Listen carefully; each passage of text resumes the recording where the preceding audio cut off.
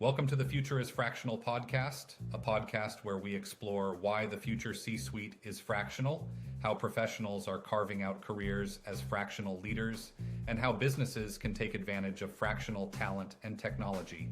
Here's your host, me, Matt Belbeck.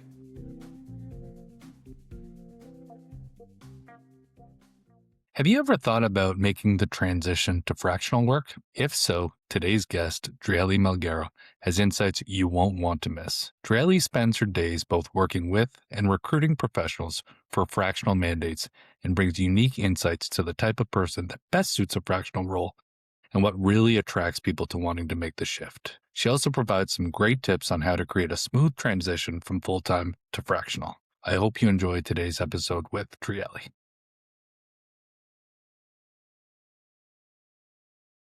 Driele, I'm excited to have you on the podcast today. I think you bring a really unique perspective to the conversation as someone who interacts with fractional professionals on a daily basis. Can you describe your role and how it sits at the intersection of fractional recruiting, engagement, and experience design? Sure. Thanks so much for having me, Matt. I'm really excited to be here. And regarding my role, my official title is Lawyer Engagement Manager. But honestly, it's much more than that. I manage the end-to-end life cycle for a roster of 70 plus senior lawyers. And on the recruiting side, I'm building out our network strategically. So we are looking for base 3 trained lawyers who want to work fractionally. We cover more than 11 practice areas and more than 35 industries. So you have lawyers with various backgrounds from various regions. But then once they join, that's when the real work starts. So basically, I'm developing SOPs, implementing systems, building knowledge management platforms, and I would say that also creating an automated workflow. Basically, all the operation let 70 plus lawyers feel supported without losing their autonomy. And then there is the engagement piece, which is also very important. And I create training programs to make sure everyone's is delivering law firm great service quality. I also work on the experience design side. So thinking about how do we support them without micromanaging? How do we align expectations from the beginning so there are no surprises? So I came from legal operations and contract management background. So I think about this role very systematically. And I think the big question for me is how do we scale fractional legal service without sacrificing quality? And that's the puzzle I'm solving every day, if I can say that. Yeah, that's great. What would you say attracted you to working so closely with fractional professionals as opposed to maybe a more traditional legal services environment? Well, I think I always work during my career in the legal area, and the legal professional has this need for rigidity. It's very, conservative, especially in Brazil. So I don't know, at least it's very much like that in Brazil. And the legal area by itself is an area where people don't really accept many alternatives. You have to follow the ladder and it's very, very rigid. And I came from a culture where you leave work on time, just on time, it seems badly. So this rigidity doesn't make much sense to me. And when I started to understand more about the fractional concept, it was new to me. And especially because in Brazil, it's not very common. I think mainly because professionals there don't have the habit of charging per hour. And when I started to realize this, I was like, oh my God, there is a life after this. Mhm. And it made so much sense to me because I've always been a person who believes you have to trust people's work, put them in a position and give them the trust they need as, adults, and be there when needed, of course. But more than that, really see the results, see the delivery. And I think the fractional part means a bit of that. It means you are more concerned with results. And there is a maturity there, both from the fractional professionals and from the company hiring them. And because it doesn't leave much space for micromanagement. So you are hiring expertise and you are concerned only with results. So I think it says much more about performance than controlling schedules. And when I start to preserve this, my eyes opened because I've always been a person who works at no conventional hours. And sometimes during the day, you have meeting after meeting and you can't concentrate because you are in the office and people keep interrupting you. So when I would come home, that was my moment of calm, my real work time. And when I realized this scenario could really work, and here at CLO, we follow this a lot. We don't have this rigidity. I think this part really made my eyes shine. Yeah, I think the outcome focused approach works really well for fractional professionals, obviously, but also for companies who should Absolutely. be concerned mostly with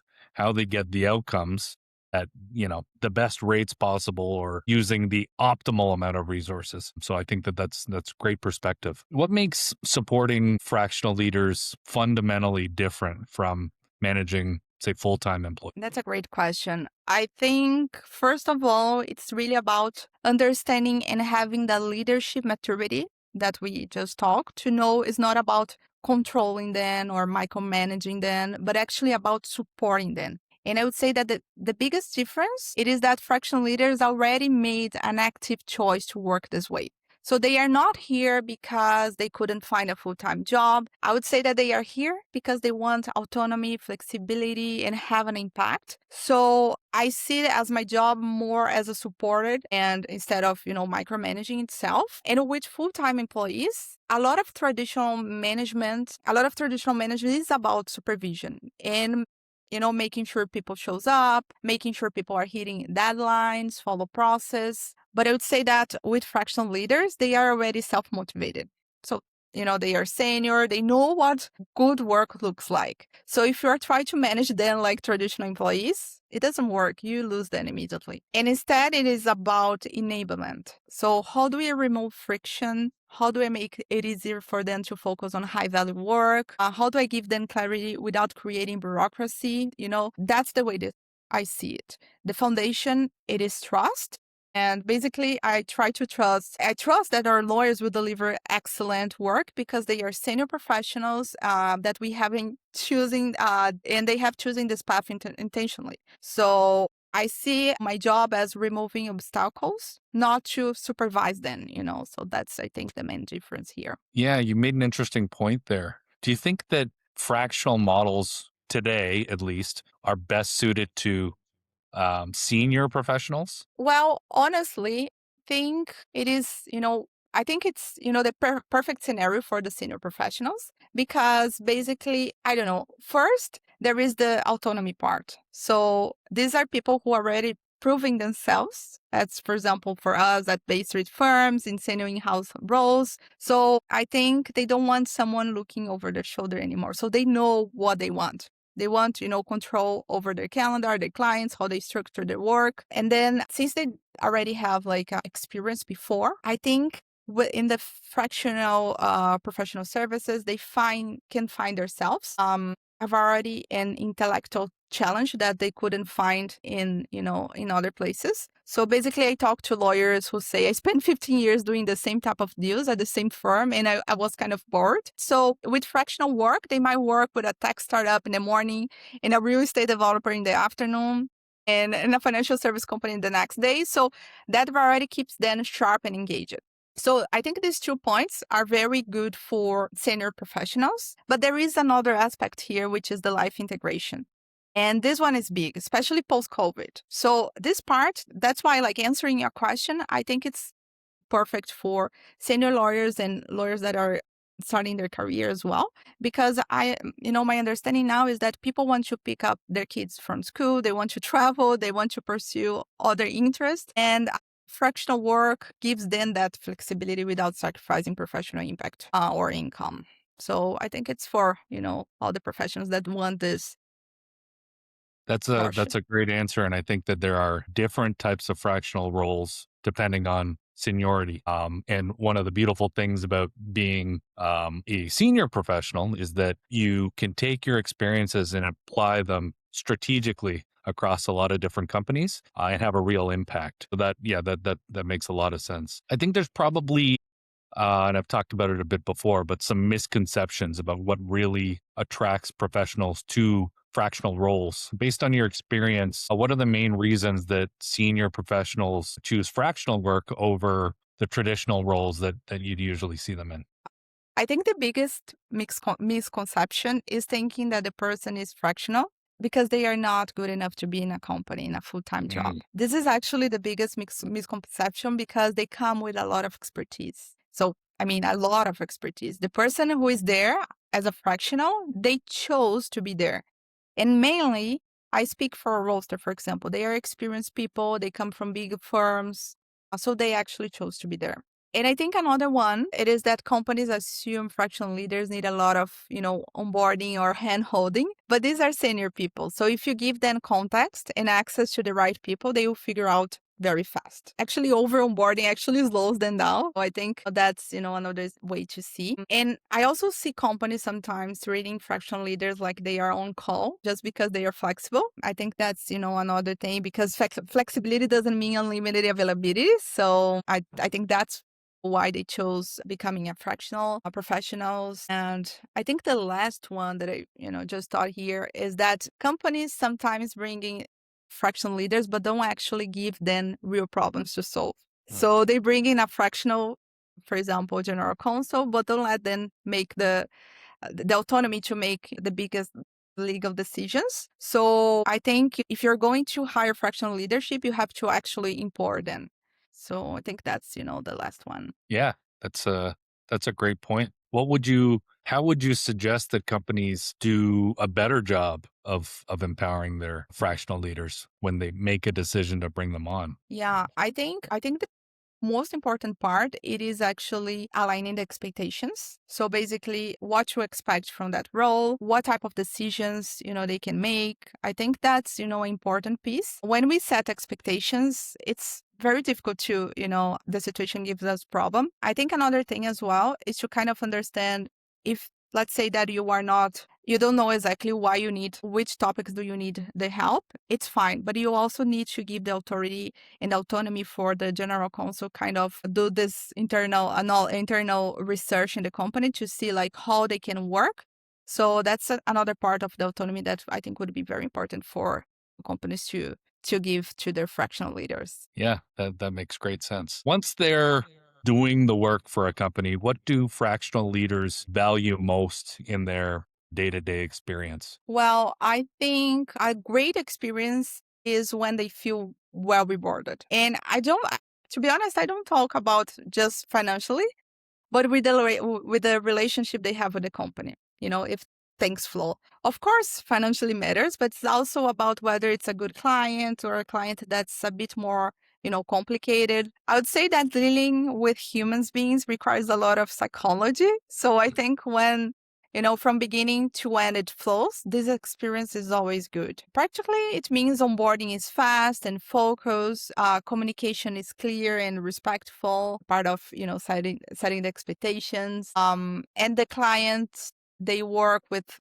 are prepared and engaged. So there is no bureaucracy for the, sakes of bureaucracy. Another important aspect, it is that it also means that the work itself is meaningful. They are solving real problems. So they are making an impact. So this is very important for fractional professionals. They're just not filling time. They are creating value for you. And maybe most importantly, it means they feel respected. Their expertise is valued, their time is protected. So they're treated like the senior professionals they are, not like vendors. And I think that's also creates a great experience for them. What assumptions do companies often get wrong about what fractional leaders want or need in order to succeed? Well, I think it is a little bit related to what, we discussed before. I think it is related to the companies assume that the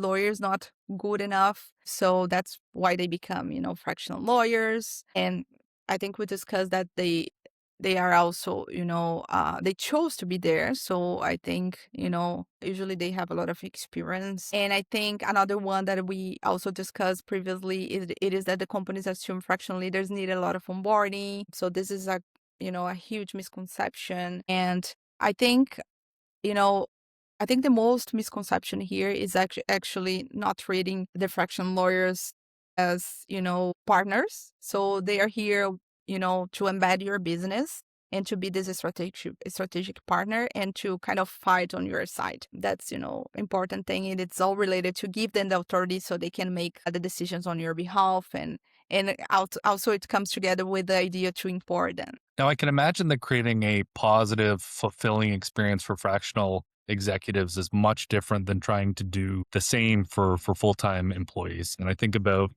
supporting fractional leaders without recreating traditional structures. What do you think great experience means in practice for fractional professionals? Well, to be honest, I think a great experience is when they feel that they are, working in something meaningful. They are solving real problems. They are making a great impact. They are collaborating with the internal team. I also believe that when feel rewarded in terms of relationships with the clients, and sometimes we can see that when the lawyers starts working with that client, and then suddenly the client is assigning other projects to them, it means that the relationship is going well.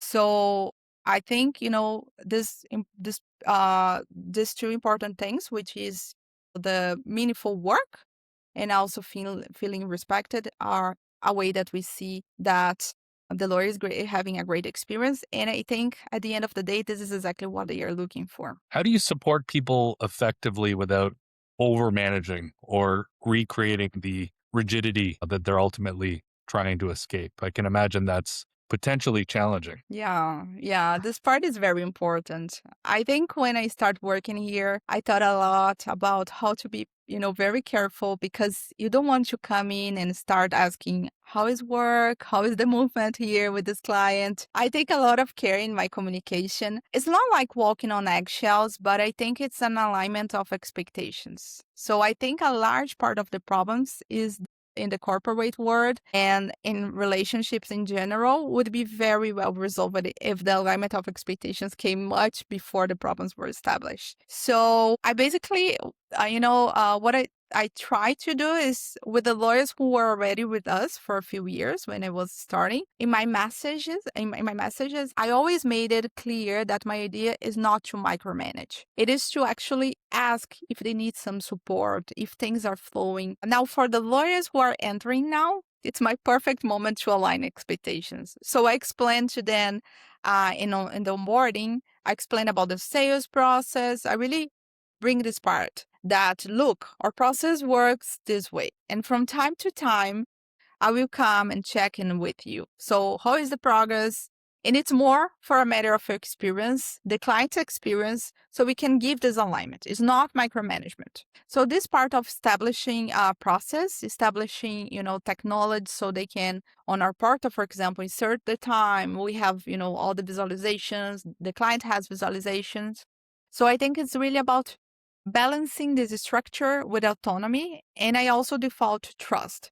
I don't check in constantly or ask for status updates. I trust that if there is a problem, they will tell me, and they do, because they know I'm not micromanagement. So I'm supporting. So that's, the way I try to balance things. Yeah, I'm sure that there's a fine line between communication or someone feeling like communication is micromanagement when really it's just communication. So I could see that being a challenging part of your role for sure. 100%. What would you say are signals that tell you that a fractional leader is thriving or doing really well versus maybe quietly struggling and not bringing some of their challenges forward? Well, I think an important point is communication. So I pay a lot of attention to this part. And well, when someone is thriving, you see proactive communication, clear wins, and pull from the client. They respond quickly, we know what's going on. And usually clients are happy and sometimes asking for more work from the lawyer, because it always starts with, the relationship. And when they are struggling, the signs are, at first, when it takes too long, when there are many messages and they don't give a return, that lights an alert. So when they go quiet, that's a signal. And I've learned to treat silence as a data point as well for us. And fractional leaders are busy. But when they stop giving us color of how things feel, it's usually time to check in. And we always do, as part of the client experience, verification with the clients as well to see their experience.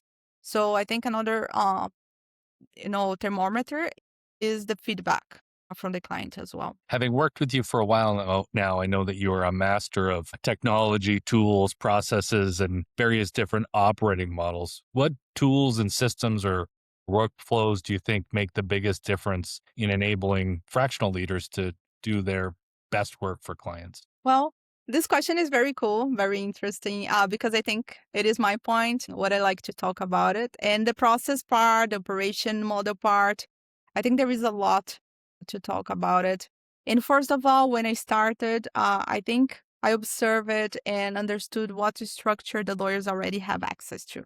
So how the process works initially. And then after that, I realized that the best things is not to overcomplicate it. Because when you start to create a lot of things, a lot of resources, or when a person is very busy, the tendency is that they don't use it. So the process, the simpler and more organized, the better. And from my experience, I think the first point would be a quality onboarding. So the most important workflow here is really the onboarding workflow. So we have a good structure of interviews, first touch point, second touch point, because there is a thermometer for us to see how the lawyer's experience is. We use Notion a lot for this. Onboarding is a full plate for us to be able to establish the expectations that I talk about so much initially. Then here's where I bring in my Disney experience, my Disney example. I really like Disney, as you know, and I love, parks in general, visit the parks more than 10 times now. But when I was growing up, this part of Disney became more interesting for me because I started to read about, Walt Disney's stories, the stories of the parks. So basically, I start to be more interested in the part of the client's experience, what they call guestology. This part interests me a lot. And in guestology, they use a lot of positive psychology. And there are many concepts that I really like to apply to the client's experience and to the lawyer side as well. An interesting example is when we go to Disney parks. Let's say we go to Animals Kingdom to Fly of Passage, the attraction, the Avatar attraction. And I remember my first time in this attraction, I was 4 hours in line. 4 hours, it's crazy. And basically, like I was thinking to myself when I was, prepping to this, how do you pay so expensive for a park like that? And you're still willing to stay 4 hours for an attraction. And then the worst of all is that when I left the attraction, I still said, oh my God, it was worth it. I would be in line again. And why I'm bringing this up is because when you see the attractions, the wait times, Disney really makes an expectation alignment with you. So you enter the queue already knowing you are going to stay that period. So it's not a surprise. You chose to be here. And you see how psychology is very important. It's not a surprise to you.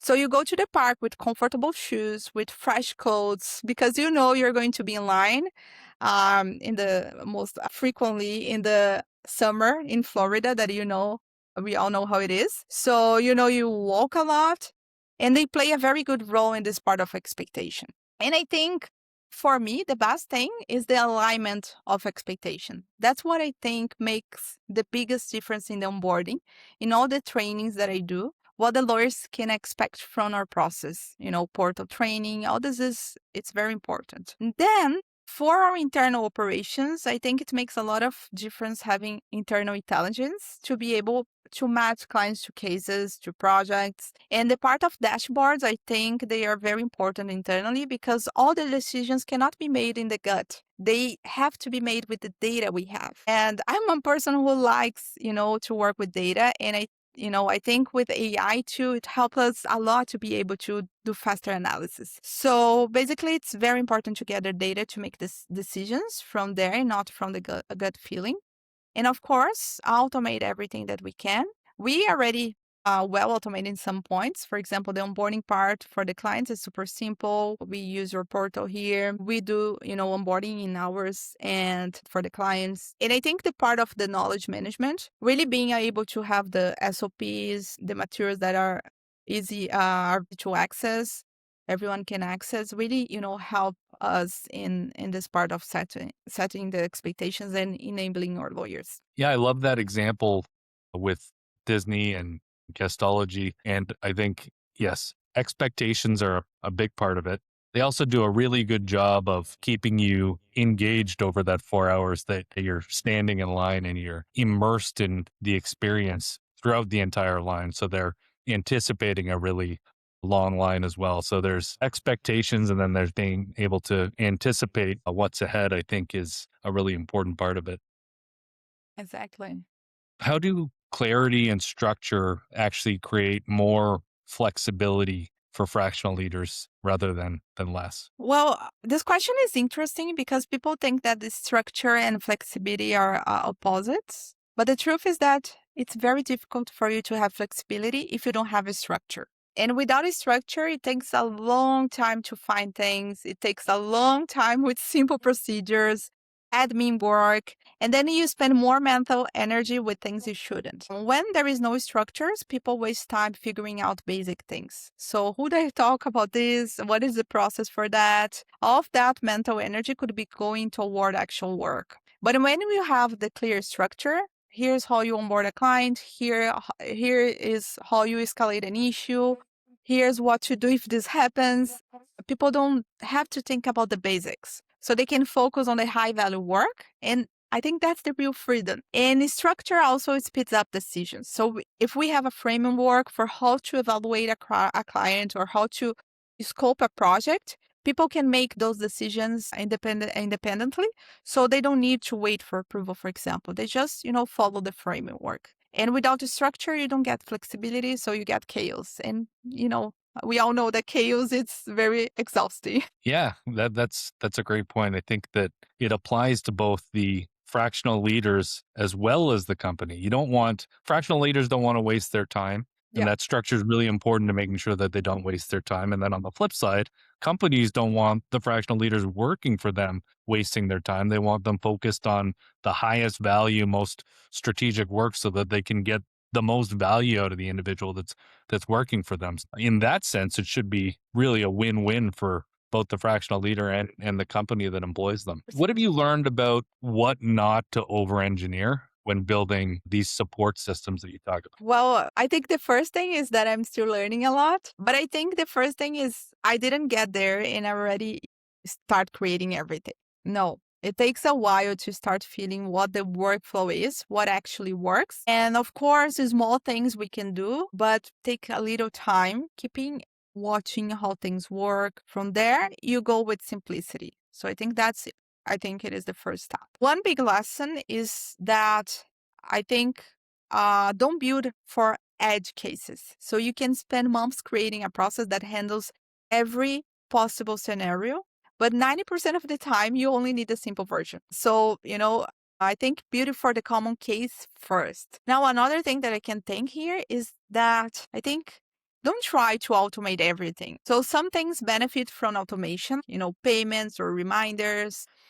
But some things need a human touch. Like if someone is struggling or a client relationship is tense, you can't automate that. Now, I also learned not to create too many rules or policies. The more rules you have, the more type people will spend following rules instead of doing work. So we try to have principles instead.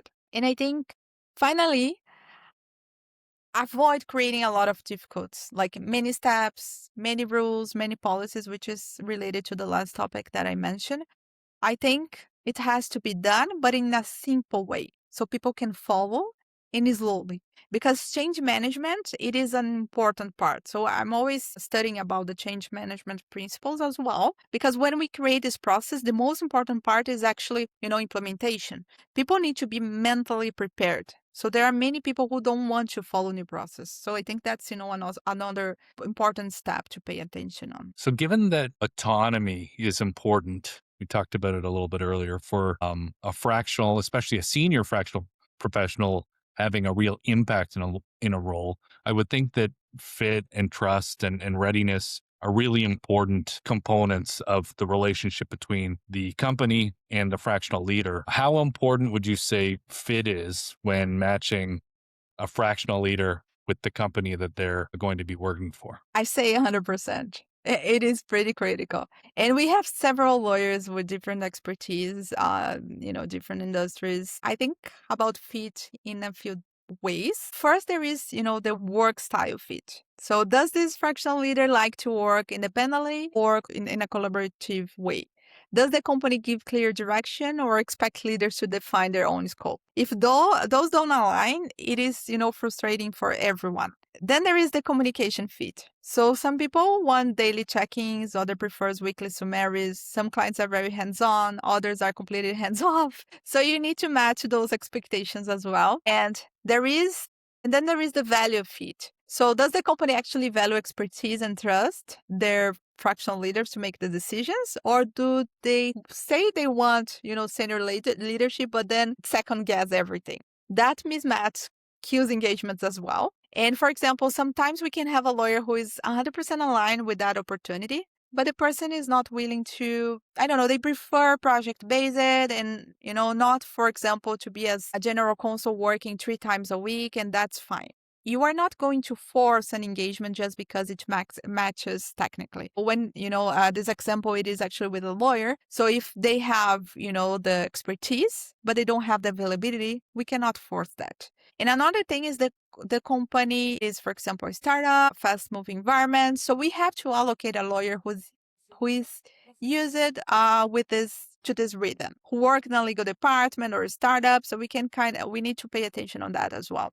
The key is being honest upfront on both sides. So we don't just match based on skills. We match based on, will these people actually enjoy working together? So I think that's, the important thing. Yeah, I think that we're at an interesting point in time with like the fractional world where, people are still learning about how it can work for them and how it can work for their businesses. And as you described earlier, being able to set expectations for people and give them the type of person that will fit well into their existing processes as much as possible, I think is super important. What happens when a match isn't right? Obviously, it would be impossible to get it right 100% of the time. How would you typically course correct? Yeah, I think the first thing that I want to say it is that I think we do a very good job here when the match doesn't work right, and it can be for various factors, not necessarily the lawyer's fault. It can be, the client's too. And when the match isn't right, you usually know pretty quickly. So within the first days or weeks, you see it. Communication feels off, expectations are misaligned, and someone is clearly frustrated. So we can clearly notice that. And the first step is always an honest conversation. I will talk, we have this internal conversations with our team so we can cover both the fractional leader and the clients, separately, and to see like what's working, what is not. And sometimes it's something fixable, like unclear scope or miscommunication. And if that's the case, we clarify it and kind of reset the relationship. But sometimes it's just not a fit, and that's okay as well, right? So it doesn't mean anyone failed. And we have more than 7 lawyers to place another person, and everything is fine. We handle it professionally and move on. I think the worst thing we can do is, ignore the signals and let a bad match continue. And then that erodes trust on both sides. So it is better to address it early and exit professionally. Yeah, proactive sounds like the right Yes. approach. Absolutely. What signals tell you that a company is truly ready for fractional leadership versus maybe trying to force the model? This is such an important question because readiness isn't necessarily about having everything figured out. So it is more about the mindset. So I would say that the first signal is that they are open to having a conversation about what they actually need. Sometimes a company comes to us and say, we think we need a fraction GC, or we need someone to help. But through our conversation, we realize that what they really need is, let's say, a regulatory expertise for a specific project. And that's great. Part of what we do is help companies identify what type of legal support makes the most sense for the stage and situation. So I would say that it's less about, do you have the perfect problem statement? And I would say that is more about if the company is open to explore what fractional leadership could look like for them. Now, I think there is another signal as well, and I can think here that would be, they trust expertise. Because companies that are ready will say things like, we need someone who can access our situation and tells us what to do. And companies that aren't ready usually say that they need someone to just execute exactly what they tell them. So if they are not willing to listen and empower the fractional leader, I don't think it will work. And I think another important piece it is that they are willing to give decision making authority. I think we spoke about that. If they are actually going to let the fractional leader make the decisions in their area of expertise, or they are hiring someone who has to get approval for everything, which is fine as well. But I think it's important to identify that. And that's a part of setting expectations, like you were talking about That's earlier. it. Some Yes. people are going to want someone to take work off their plate. Some people are going to want someone to support their ultimate decision making rather than take work off their plate, which means, they do the work and ask for approval for things. And there's no right or wrong answer there necessarily, but it's about what the client's looking for and having the lawyers set up to align to those needs or expectations. So Yes. that makes tons of sense. Shifting gears a little bit from legal, from what you've seen, what lessons from fractional legal work can actually apply to maybe traditional leadership in other functions? Well, the way that I see is that the lessons are pretty universal, honestly. So, for example, the senior expertise on demand is valuable across any function, I would say. So, whether it's legal, we see a lot of fractional professionals in financial finance, marketing, products as well. So, I think companies need experienced people to solve specific problems. So, they don't always need that person full time. And the fractional model work for I would say any leadership role where you can define clear outcomes. And another thing is that outcomes matter more than presence. So that's I think that we talked briefly initially. This is true in legal and everywhere else. So let's say if a fractional, you know, CFO delivers, a CMO delivers a winning go-to-market strategy in 10 hours a week, does it matter that they are not in the office 40 hours? I think the results are what count here. And I think another important piece here is to trust in the professionals. So, for example, in legal, we trust our fractional lawyers to handle sensitive information and make important decisions. And same things applies to any fractional leader. So, if you don't trust them, don't hire them. And then if you do, give them the real authority. So I think that's it. I would say that the main points that it Yeah. also applies. And that kind of raises an interesting question in my mind about accountability. When a leader's there, but isn't full time, isn't there 100% of the time, how does accountability change when that leadership isn't there full time? Yeah. So I think the biggest misunderstanding is thinking the fractional means part-time employee. I think it doesn't. Fractional leaders are strategic partners, not staff. So that's, I think, one important thing to distinguish. That means you can't just slot them into organization chart and expect them to follow the same rules as full-time employees. So they are there to solve problems, specific problems, deliver expertise, and then move on because they need autonomy, not the supervision, right? So I think that's what I would say. And then Yeah, it's like I made the comment that they're not full time or they're not there 100% of the time. But I guess the way to look at that is that they're available 100% of the time, but that you're not necessarily calling on them 100% of the time because they're not needed every second of every day. So yes, it's more about tapping into the right resource at the right time.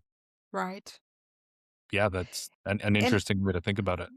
And I actually think answering your question in a different way, I also, as you were talking, I was thinking that actually I think accountability gets stronger, not weaker. Because I think with full time leaders, accountability can get fuzzy. They are always around, so it's easy to assume they're working on the right things. But with fractional leaders, you have to be explicit. So, what are we measuring? What are the deliverables? What is the timeline? That clarity creates real accountability because it's also outcome based, not presence based. So no one cares if a fractional leader is at their desk from 5 to to 9 to 5. They care. Did you hit the goal? Did you solve the problem? That shift actually raises the bar, from my understanding. Well, and that's a bit of a mind shift for a fractional leader moving from a traditional role into something where they're not full time, but they can be tapped into really at any time. What skills or mindset shifts do you think matter most for leaders who want to really succeed in fractional roles? Well, I think, to be honest, they are usually, is to have the quality of solve a specific problem. I think the first important thing when you hire, like when you get a fractional professional, there are a few reasons fractional leaders can be more effective. So they are usually, brought to solve a specific problem, as I mentioned, and they are not distracted by internal politics. So, for example, random meetings or low priority tasks. So they come with the focus and they execute, that. So this clarity, I think it's very important for the fractional leader to have. Another important thing, it is actually the fresh perspective. So usually, um, they've worked with multiple companies, seen different models, different problems. So they, you know, kind of they can have a pattern match. For example, I've seen this before. Here's what I worked. The experience is incredible valuable here. So and I think another one is also, that they should have it is the efficiency. Because fractional leaders know their time is limited, so they don't waste the time. They are very decisive. And they prioritize things, they delegate well, and I think all of that leads to faster execution. Makes sense. How are the expectations of experienced professionals changing compared to even 5 or 10 years ago? Well, I think the shift is pretty, dramatic, honestly. 5 or 10 years ago, I think senior professionals wanted stability, titles, corner office. And I think success meant, climbing the ladder and staying at one company for a long time. But I think now people want autonomy. So they want control over, where they work, how they work. I think titles matter less than the impact that they are having. And there is also being a shift from, work-life balance. People say a lot of, work-life balance, but now I see it more as I talk with the fractional leaders, I see more as life integration because they don't want to work on one side and having the life on the other. They want to work, and they want their work fitting into their life. So I think that might mean working, I think this means, working in the days that they decide, working from a different city every month. So I think the idea of fixed hours in office schedule feels outdated to a lot of people. And I think another big change is that people want impact over tenure. So they don't want to spend 10 years at one company doing incremental work. They want to solve interesting problems, see the results quickly. And that's pretty interesting because every time that I speak with the lawyers, they say, I want to do like real, challenge work, impact work, work that has impact in a company. So that's another thing. And I think COVID accelerated all of this. Prove that senior leaders could be effective, even working remotely. So I would say that it's broken the assumption that you had to be in office to lead. And once that illusion shattered, people start, rethinking everything. So, with all of that said, would you say that fractional leadership is a lifestyle choice? Is it a career evolution? Or is it really a fundamental structural shift? That's an interesting question. I think there are a few drivers here. Well, I think the first one is the risk diversification.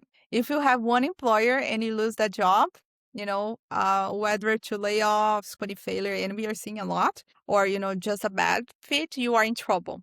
But if you have a portfolio of clients, losing one doesn't destroy your income or career. That security is really appealing, especially, under uncertain times like nowadays. A second one is the intellectual stimulation. So a lot of seniors leaders get boring working on the same problems for the same company. I think I spoke a little bit about that.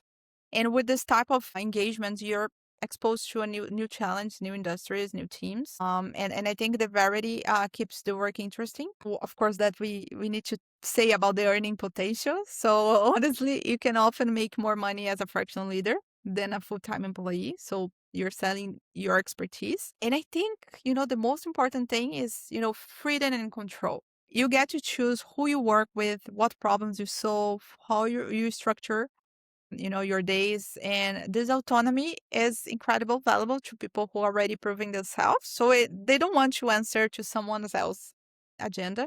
Now, one interesting fact, it is that I think there is also a generation shifting happening. So, there is a research showing that younger professionals like, millennials and Gen Z are much more interested in autonomy and flexibility than previous generations. So many of them saw their parents working very rigid structures, long hours, sacrificing a lot of one employer, and they are saying, I don't want that. Right. So I think they are now choosing to set up as, LLC, independent professionals, LLCs or professional corporations, even in earning their careers. So they want multiple clients, they want control over their time. So I guess that isn't just a trend for senior leaders. It's becoming like the expectation for the next generation of professionals as well. Yeah, I think that those generations have also grown up with technology and can see the possibilities differently than people who didn't grow up with technology. Yes. And so that must be a truly significant part of their mind shift. Yes. Totally. Thinking a little bit more about the future of the C-suite, how do you think executive teams will be structured differently in the future, even kind of beyond where we're at today in the world of fractional leadership? Well, I think the C suite will become much more dynamic. Instead of every role being full time and permanent, I think companies will have a mix. But that's my guess. And maybe the CEO and COO, for example, are full time because they need, the deep institutional knowledge. But other roles as CFO, CMO, and CTO are fractional because those needs changes depending on the company's stage and priorities. I also think we see smaller core teams and, larger networks instead of having 8 full-time executives. You may have, 3 full-time leaders and 5 fractional leaders who come in and out based on what the company needs at that moment. And I think different functions will adopt fractional models at different rates. For example, financial and legal are already there. It's pretty common nowadays. And I think now marketing and product are starting to move that way. I think operations might take longer because I think it's very based on the nature of the work. But overall, I think the idea of fixed C-suites, same people, same role, same structure for years will feel outdated for sure. I think when you talked about the importance of structure, operations roles are the types of roles that ultimately provide that structure potentially for incoming fractional resources. So it would make sense that that would trail behind a little bit because there's probably more of a need for people to be full-time in those sorts of roles. That makes sense. Absolutely. Do you think that companies will ever become fractional first at the executive level? I think, well, to be honest, I don't think every company will become fractional first. But I do think a lot more companies will default to fractional as their starting point and maybe only hire full time when it's clearly necessary. For example, for small companies and startups, fractional first makes so much sense. You don't have the budget or the need for a full executive team, and bringing fractional leaders to solve specific problems and only convert them to full time when the company can afford and the role demands if they think it's necessary. But for larger and more established companies, I think we will see hybrid models. Some roles stay full time, others go fractional, but I don't think it's about, ideology. For example, fractional is better or full time is better. I would say that it is about the fit. What does this company need right now? What it is the most efficient way to get expertise. But I do think the burden of proof will shift though. Instead of assuming every leadership role needs to be full time, I think companies will start asking like, if they really need to be full time or if they could do this fractionally. So that mindset shift alone will change, how the teams will be built for sure, I think. What advice would you give to professionals considering fractional and maybe unsure if it's right for them? Well, I think it's really important to talk to people who are already in this position, who already working as fractional leaders and learn from their experience. Another important thing is to test it. So don't count 100% of the money immediately. Go testing. If you're currently in a full-time role, if you can take on a fractional project on the side, so even a small consulting engagement, see how it feels first. And then see if you like the autonomy. Or do you miss having a team and a steady structure? Because fractional works looks, great from the outside, but it's not for everyone. And it's fine to recognize that, right? And I think another thing is to be really honest about what you need. So do you need the financial security of, a steady paycheck, or do you need health benefits and structure? Do you thrive on having one clear mission and one team? If yes to those things, fractional might not be right yet. Or maybe you need, to build more of a financial cushion first. Now, another important thing is to build your network before you need it.